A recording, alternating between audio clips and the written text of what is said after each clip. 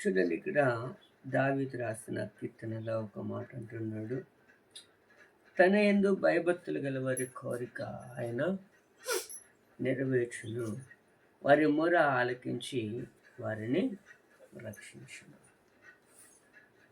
దేవుని యందు ఎవరైతే భయభక్తులు కలిగి ఉంటారో దేవుడట వారి ప్రార్థన ఆలకిస్తాడట. ఇంకా అంటాడు, ఆయన యొక్క కోరికలను ఆయన ఇస్తాడు. అందుకే 119 కీర్తనలు అంటాడు కదా, ఆశగల ప్రాణాన్ని ఆయన తృప్తిపరుస్తానని చెప్తూ ఉన్నాడు. ఈరోజు నా కోరికలు తీర్చబడాలి అంటే మనము దేవుని ఏం కలిగి ఉండాలట, భయభక్తులు కలిగి ఉండాలి అంటాడు.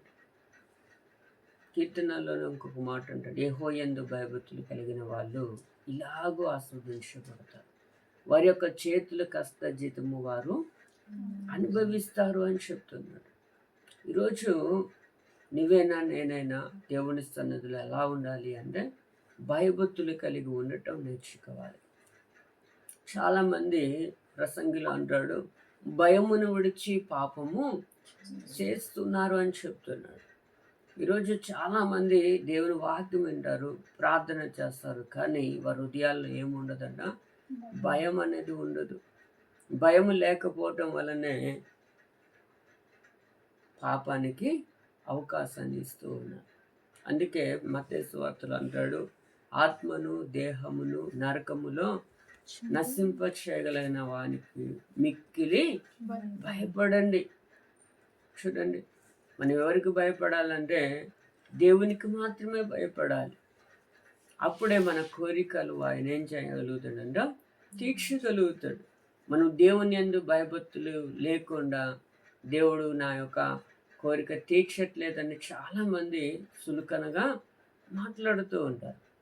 కానీ ముందు మన స్థితి ఏంటో మనము నేర్చుకోవాలి కదా. ఆయన అంటాడు కదా, అడుగుడి ఇవ్వబడును. ఎలా అడగాలి అంటే ఆయనలో మనము మిళితం అయిపోవాలి. దావీదు తన హృదయము దేవునికి మిళితం అయిపోయింది. అందుకే దావీదు నా హృదయానుసారుడు అంటాడు. అవునా కదా. ఈరోజు నువ్వైనా నేనైనా దేవుని యందు భయభక్తులు కలిగి ఉన్నప్పుడే ఆయన మన యొక్క కోరికలను తీర్చడానికి సిద్ధంగా ఉంటాడని ఇక్కడ వాక్యం చెప్తుంది. హల్లెలూయా.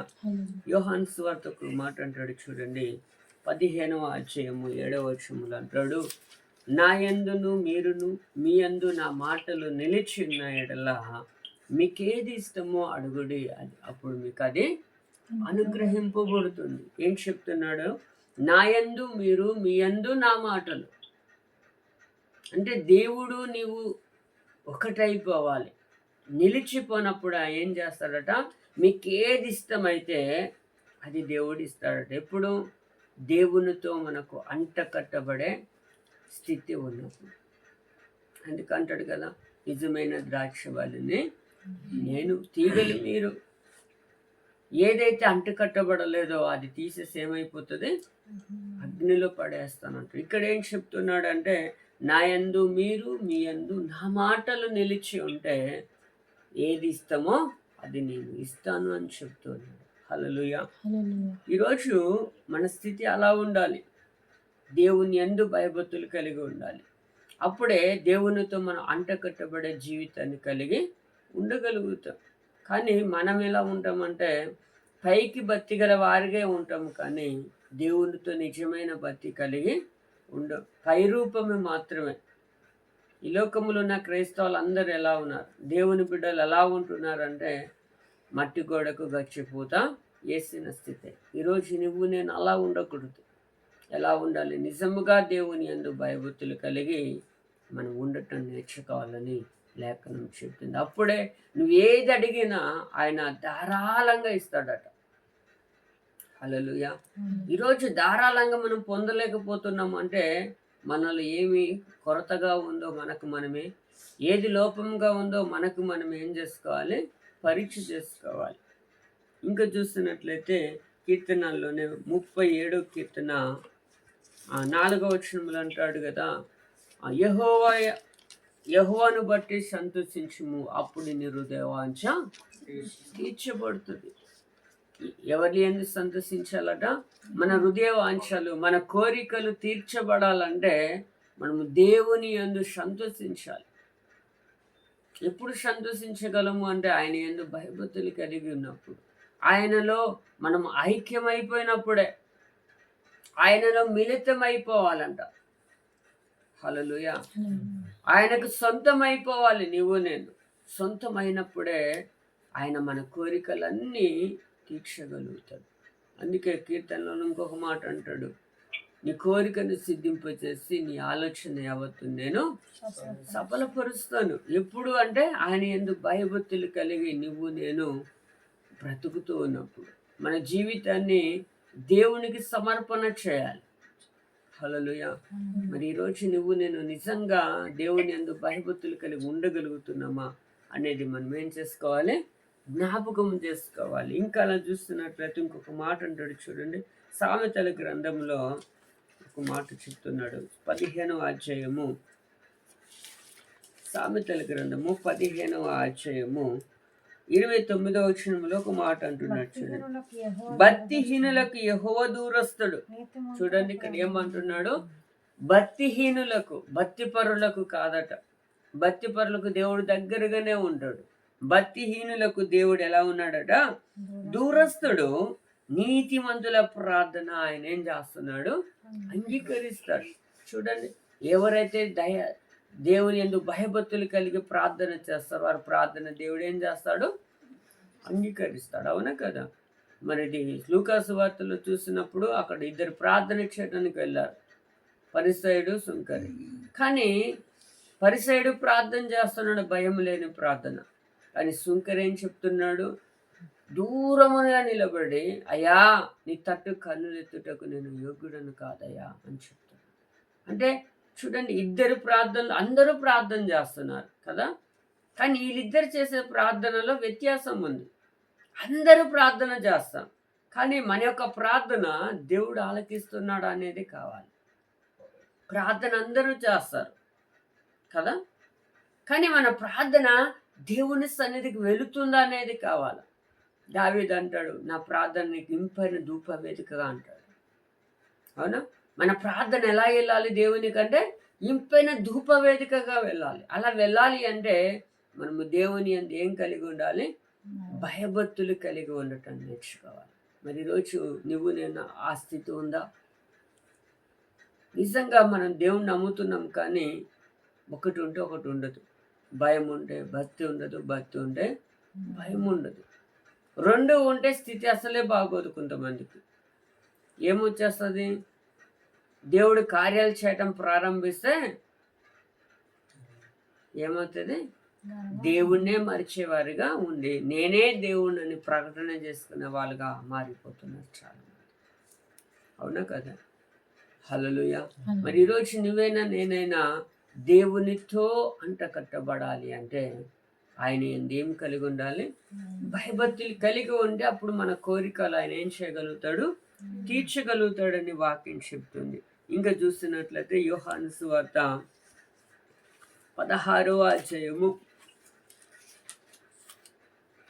24వ వచనంలో కూడా ఒక మాట చెప్తున్నాడు చూడండి. అక్కడ, ఇది వరకు మీరేమీ నా పేరట అడగలేదు, మీ సంతోషము పరిపూర్ణమగునట్లు అడుగుడి మీకు దొరుకును. ఏం చెప్తున్నాడు? ఇక మీదట ఇది వరకు మీరేమీ నా పేరట అడగలే. మరి ఎలా అడుగుతున్నాం? మరి ఆయన ఏ పేరు, ఏ నామములు అడగమన్నాడు? యేసు నామములు. నా నామంలో మీరు నన్నేం అడిగి నేను చేస్తానండి. ఇక్కడ ఏం చెప్తున్నాడు అంటే, ఇది వరకు మీరేమీ నా పేరట అడగలేదు, మీ సంతోషము పరిపూర్ణమును అగినట్లు అడగండి, అది మీకు దొరుకుతుంది. అంటే దేవునిలో భయభక్తులు కలిగి ఆయన నామములు అడిగితే ఏం చేస్తాం? మన సంతోషం ఏమవుతుందట? పరిపూర్ణము చేస్తాడని ఇక్కడ వాక్యం చెప్తుంది. హల్లెలూయా.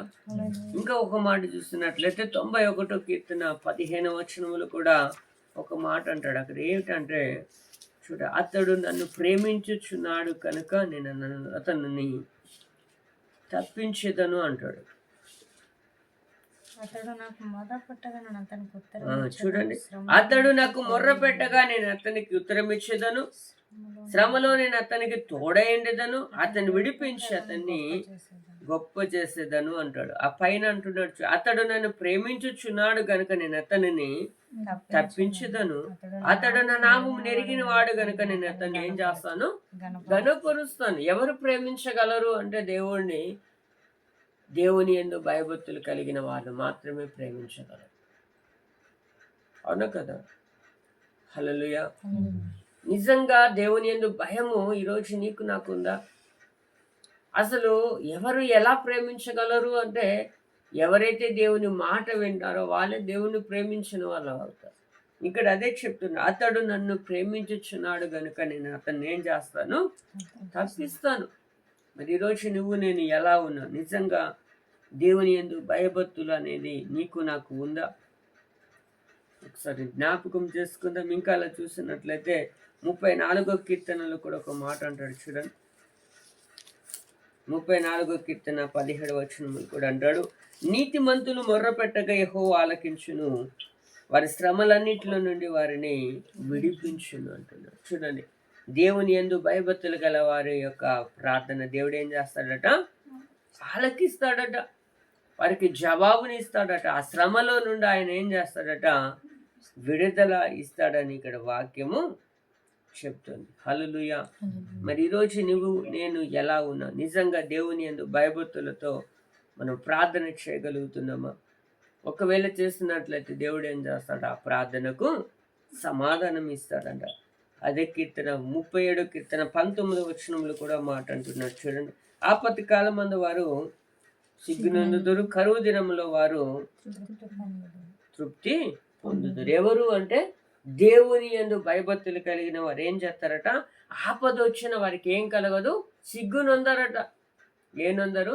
సిగ్గునొందరు. కరువు దినాల్లో కూడా వారు ఏం పొందుతారు, తృప్తి పొందుతారు. సారేపోత ఇదేవరాళ్ళు కరువు కాలంలో కూడా దేవుడు ఏం చేస్తారు, ఆమెను పోషించాడు కదా. ఈరోజు నిన్నైనా నన్నైనా ఒక్కొక్కసారి తినటానికి సరిగా తిండి కూడా ఉండని పరిస్థితి ఒక్కొక్కసారి అవుతుంది. కానీ నిజంగా మనము ప్రార్థన చేస్తే దేవుడు ఏం చేస్తాడు, ఏదో ఒక రీతిగా దేవుడు ఆహారాన్ని ఏం చేస్తాడు, సిద్ధపరుస్తాడా లేదా? ఎవరి ద్వారానో. ఇందాక నేను ఒక సాక్ష్యం విన్నా, టీతోనే నేను గడిపేద్దాం అనుకున్నాం, కానీ దేవుడు ఆహారాన్నే పంపించాడని చెప్పి వాళ్ళు వేరే కార్యక్రమంకి వెళ్ళి టైం అయిందని టీ పెట్టుకొని తాగేద్దాం తర్వాత వండుకొచ్చేలా అనుకున్నాడు. కానీ దేవుడు ఏం చేశాడు, ఆకలి నుంచాడా, ఎవరినో ప్రేరేపించి ఆహారాన్ని సిద్ధపరచాడు. అంటే దేవుని యందు భయభక్తులు గల వారికి దేవుడు ఏదో ఒక రీతిగా సహాయము చేయగలుగుతాడు. మరి ఈరోజు నీకైనా నాకైనా దేవుని సహాయం అందాలి. మన యొక్క హృదయ వాంఛలు తీర్చబడాలంటే వాక్యం అంటది, యెహోవా యందు భయభక్తులు గల వారి కోరిక ఆయన ఏం చేస్తాడట, తీరుస్తాడట. ఈరోజు ఆ కోరికలు తీర్చబడాలి, మన వాంఛ తీర్చబడాలి, మన ప్రార్థన దేవుడు అంగీకరించాలంటే దేవుని యందు భయభక్తులు కలిగి ఉండటం నేర్చుకోవాలి. ఈరోజు నేను ఎలా ఉన్నామో ఒకసారి జ్ఞాపకం చేసుకుందాం. కొద్ది మాటలు దేవుడు దీవించును గాక.